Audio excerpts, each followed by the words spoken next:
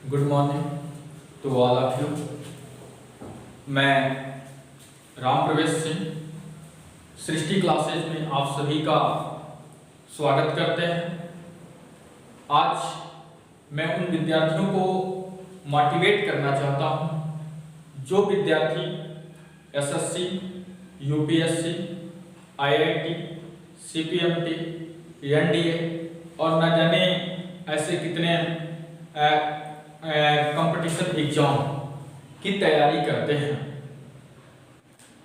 मैं उन सभी विद्यार्थियों को मैं बताना चाहता हूं कि आज किसी भी क्षेत्र में जॉब प्राप्त करना या किसी भी क्षेत्र के माध्यम से किसी अच्छे विद्यालय में दाखिला लेना, यह उन सभी विद्यार्थियों के लिए एक बहुत बड़ा चैलेंज होता है और उस चैलेंज को 10% स्टूडेंट ही उसे एक्सेप्ट कर पाते हैं, क्योंकि करना तो सब लोग चाहते हैं। जो भी विद्यार्थी एसएससी की तैयारी करते हैं, यूपीएससी की तैयारी करते हैं, आईआईटी की तैयारी करते हैं, सीपीएमटी अनदर एक्स्ट्रा, वो जो जिस क्षेत्र में है वह यही चाहते हैं कि मैं इसमें अपना एक स्थान प्राप्त करूंगा, लेकिन उसमें से अधिकांशतः बच्चे उसे हासिल नहीं कर पाते हैं। तो सबसे पहले मैं उन विद्यार्थियों को मैं बताना चाहता हूं कि आप जिस क्षेत्र में आप कदम बढ़ा रहे हैं, पहला चीज सपोज करिए एक उदाहरण के तौर पे कि आप एसएससी की तैयारी कर रहे हैं, इंटर के बाद आप एसएससी की तैयारी करने जा रहे हैं, तो आप उसी दिन कसम खा लीजिए, उसी दिन सौगंध कर लीजिए कि मैं आने वाले 2 या 3 साल के अंदर एक टाइम बना लीजिए कि उस टाइम के अंदर मैं सेलेक्ट होके दिखाऊंगा। पहला चीज आपके अंदर ये डिटरमिनर पूरी जुनून के साथ होनी चाहिए। फिर उसके बाद आपको कार्य करना होगा। आप बहुत ज्यादा फालतू समयों पर ध्यान न दें। जैसे बच्चे तैयारी करने जाते हैं, वह पूरी जुनून के साथ जाते हैं, चाहे वह दिल्ली जाए, चाहे वह गोरखपुर जाए, चाहे वह लखनऊ, चाहे भारत के किसी भी कोने में जाए, जिस भी क्षेत्र में वो तैयारी करने जाते हैं, उसमें से अधिकांशतः बच्चे के सामने ये आता है कि जो फेस्टिवल होता है, बर्थडे पार्टी होती है, अनेकों तरह की पार्टियां, फिर साथ ही साथ वह अनेक तरह के त्योहार, चाहे मुस्लिम त्योहार हो, चाहे हिंदू त्योहार हो, चाहे सिख त्योहार हो, चाहे ईसाई त्योहार हो, वो पूरा पार्टिसिपेट करते हैं। मैं आपसे कहना चाहता हूं कि कंपटीशन में आप पार्टिसिपेट हो रहे हैं, आपका जिद है कि हम आईआईटी को क्रैक करेंगे, आपका जिद है कि एक दिन मैं एसएससी को क्रैक करके एक दिन एक अच्छे पोस्ट पे जाऊंगा, एक का जिद है कि मैं एक दिन यूपीएससी क्रैक कर दूंगा, मैं आने वाले 2 या 3 साल बाद, 4 साल बाद मैं यूपीएससी को क्रैक करके एक अच्छे रैंक को प्राप्त करके मैं एक अच्छा अधिकारी बनूंगा। यहां तक तो आपका सपना ठीक है और आप काम भी कर रहे हैं, सब कुछ ठीक है, लेकिन अधिकांशतः लड़के जैसे होली का त्योहार हो गया, दीपावली का त्योहार हो गया, ईद का त्योहार हो गया, वह बच्चे आते हैं। आइए, मैं ये नहीं कह रहा हूं क्योंकि त्योहार है वो मनाइए, लेकिन मैं आपको कुछ समय के लिए मैं रोकना चाहता हूं। कारण है क्योंकि अगर आप एक दिन अगर एजुकेशन से भटक जाते हैं तो शायद आप तैयारी कर रहे हैं उसका महत्व तो समझ सकते हैं, क्योंकि कहा गया है कि जो समय को बर्बाद करता है समय उसको बर्बाद कर देती है।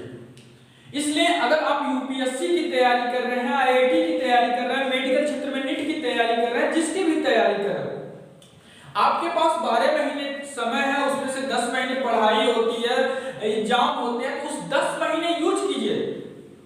यदि आप निकल जाएंगे तो उसके बाद होली का त्योहार, दीपावली का त्योहार, ईद का त्योहार, जितने भी त्योहार को आप सेलिब्रेट करते हैं, बर्थडे पार्टी है, जो कुछ भी है, वो हर साल आएगा, वह हर साल आएगा, रुकने वाला नहीं है।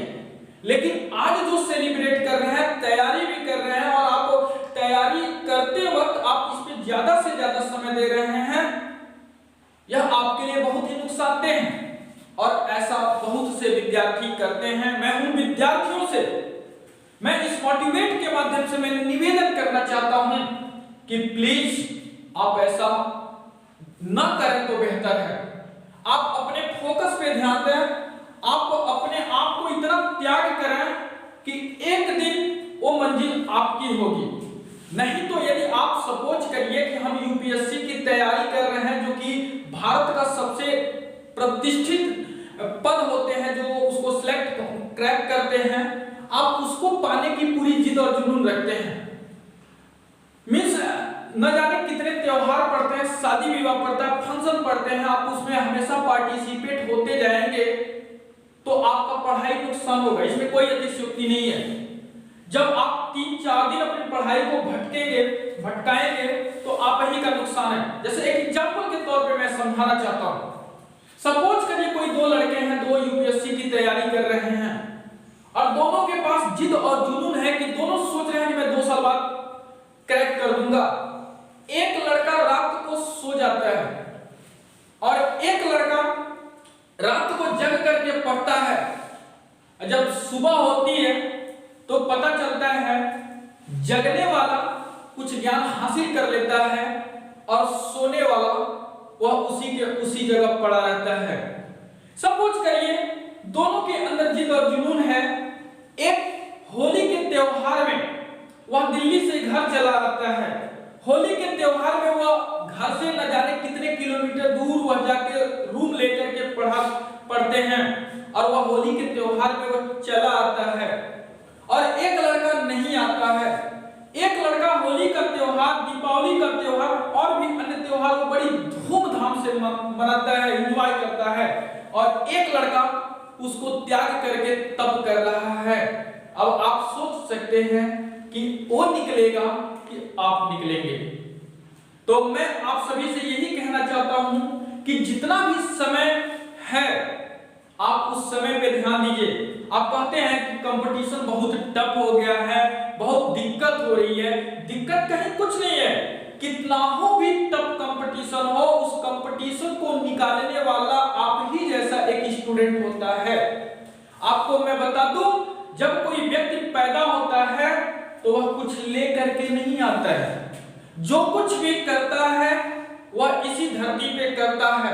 उसकी फेमिसिटी उसके कर्म के आधार पर होती है। कोई आईआईटी क्रैक कर देता है, कोई अपने माँ बाप के नाम को रोशन कर देता है, कोई अपनी छवि बना देता है, कोई नहीं बना पाता है। मैं उन विद्यार्थियों से को मैं एक अवगत कराना चाहता हूं जो विद्यार्थी देहात से जुड़े हुए हैं या शहर से जुड़े हुए हैं। कल्पना करिए कि आपके पिताजी को कोई नहीं जानता है, कोई नहीं जानता है, एक गांव के अलावा कोई नहीं जानता है। लेकिन यदि आप चाहेंगे तो आपके पिता का नाम पूरे विश्व में फैल सकता है, पूरे ब्रह्मांड में फैल सकता है, पूरे भारत में फैल सकता है। ये कैसे? आपके कर्तव्य से, एक कर्म से। आप यदि सपोज करिए यूपीएससी टॉप कर देते हैं, क्रैक कर देते हैं, तो आपका नाम तो होगा ही होगा, आपके संस्था का भी नाम होगा, आपके माँ बाप का भी नाम होगा, आपके पूरे परिवार का नाम होगा, पूरे गांव का नाम होगा, पूरे देश का नाम होगा। तो मीन्स कहीं ना कहीं आपके सम्मान में सबका सम्मान जुटा हुआ है। इसलिए आप सम्मान को प्राप्त करने के लिए भी आप मेहनत करें। तो मैं उन सभी विद्यार्थियों को मैं बताना चाहता हूं कि जो विद्यार्थी भारत के कोने-कोने में अलग अलग संस्थाओं में जिस भी लेवल की तैयारी कर रहे हैं, चाहे वो जॉब की तैयारी कर रहे हो, चाहे वो अच्छे कॉलेज में एडमिशन कराने की तैयारी कर रहे हो, मैं उनसे यही कहना चाहता हूं कि समय को न गंवाएं। समय बीत पुनिका पछताने का वर्षा जब कृषि सुखाने। जब समय हाथ से निकल जाएगा तो फिर पछताने से कोई फायदा नहीं है। जैसे कहा जाता है कि जब किसान का फसल सूख जाए तो फिर अगर बारिश होती है तो उस बारिश का उस फसल पे कोई प्रभाव नहीं पड़ता है।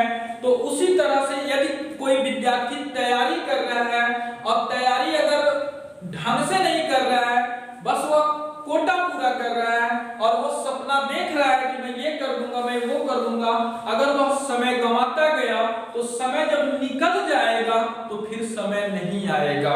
यही तो एक ऐसा चलमान है कि जो रुकता नहीं है। इसलिए समय के महत्व को समझते हुए जो विद्यार्थी जिस लेवल पे हैं उसकी तैयारी करें। और मैं उन सभी विद्यार्थियों को बताना चाहता हूं कि जिनके पिताजी उस गरीबी को झेलते हुए आपको दिल्ली भेज रहे हैं, लखनऊ भेज रहे हैं, देश के कोने कोने में तैयारी कराने के लिए अपने आपको भेज रहे हैं, तो उनके सपने को साकार करना आपका 100% जिम्मेवारी है। और ये तभी संभव हो सकता है जब अपने पिताजी की, अपने माता की, अपने परिवार की, अपने गांव की समस्या को समझेंगे, उनकी समस्याओं को समझेंगे, उनकी मजबूरी को समझेंगे, उनकी हालात को समझेंगे, तो निश्चित तौर पे आप करेंगे। आप किसी भी सिचुएशन में हो, आपको काम करना पड़ेगा।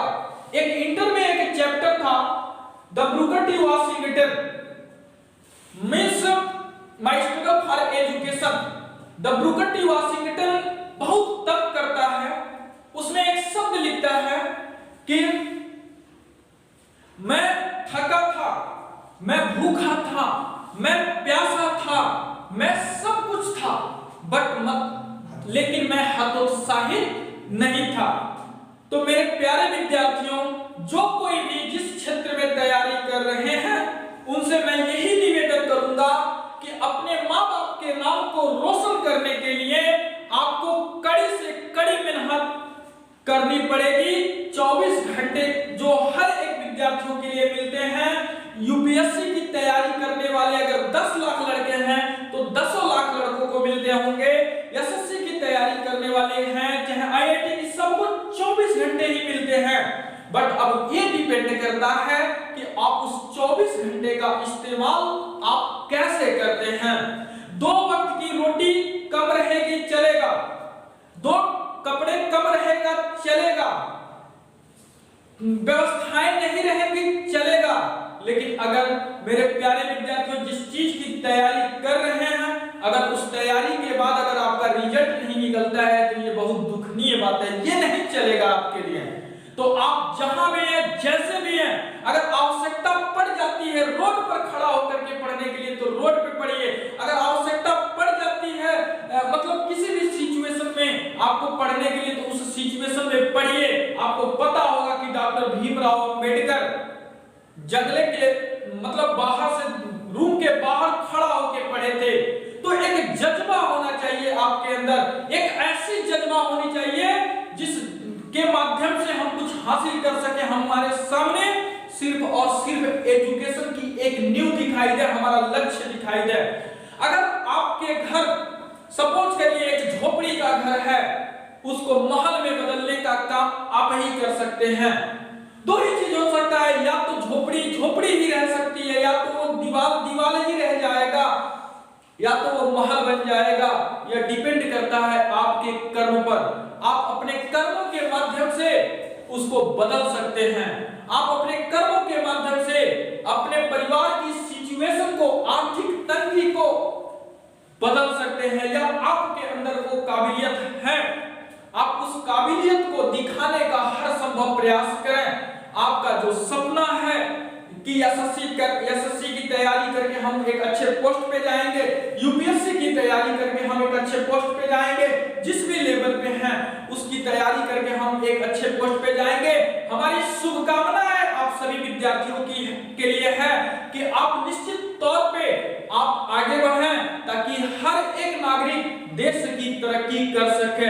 निश्चित तौर पे यदि आप शिक्षित होंगे तो देश के बारे में आप सोचेंगे, देश हित के कार्य करेंगे।